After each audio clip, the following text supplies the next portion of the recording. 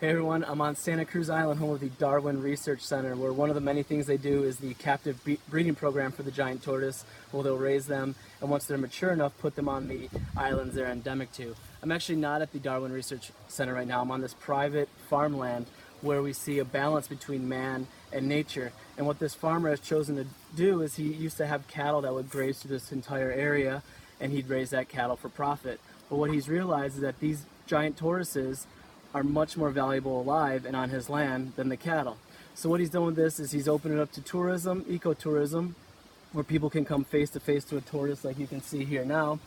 And here we have the farmer maintaining his style of living, making a profit, but he's also helping the environment, allowing these native species to come back, not just the giant tortoise, but we have a bunch of different endemic vegetation and grasses as well.